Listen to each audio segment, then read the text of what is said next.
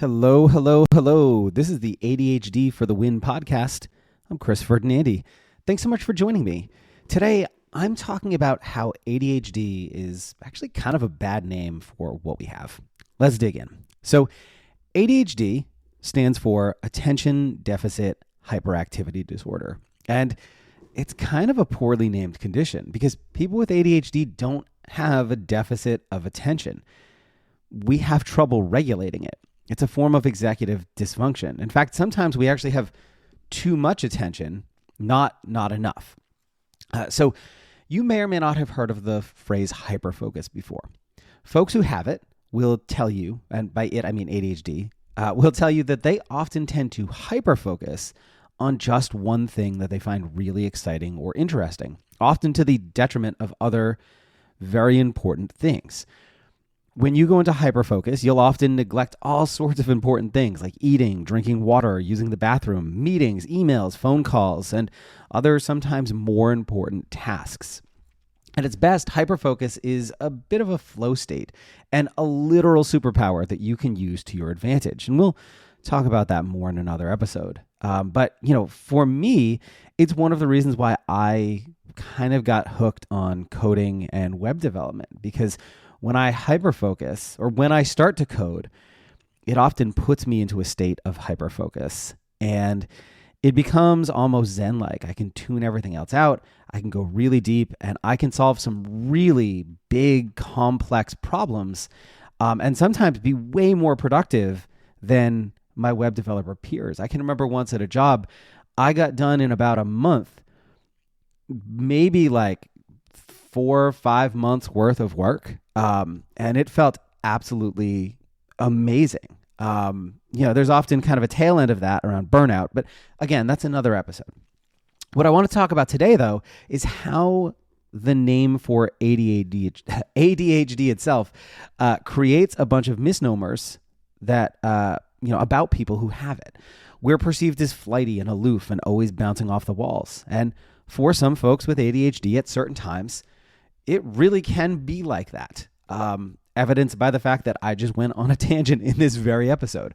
But it can also mean being deeply, deeply focused with a level of productivity that neurotypical folks can only dream of. But not everyone with ADHD has hyperactivity. Back in the day, ADD or attention deficit disorder and ADD and ADHD, two different diagnoses. Today, it's all called ADHD with 3 possible subtypes: inattentive, hyperactive / impulsive, or combined. And as you can probably guess, some folks have focus regulation challenges, again, poorly named inattentive. Some folks just have hyperactivity, which is far less common. And some folks have both. The inattentive subtype by itself is actually more common in women who are often underdiagnosed because they don't have that obvious hyperactivity. And conversely, at least back when I was a kid, a lot of people who were diagnosed as ADHD, created this backlash of, a lot of them were boys, and it created this backlash of kind of this idea that doctors were just labeling normal kind of gender stereotyped boy hyperactivity as ADHD.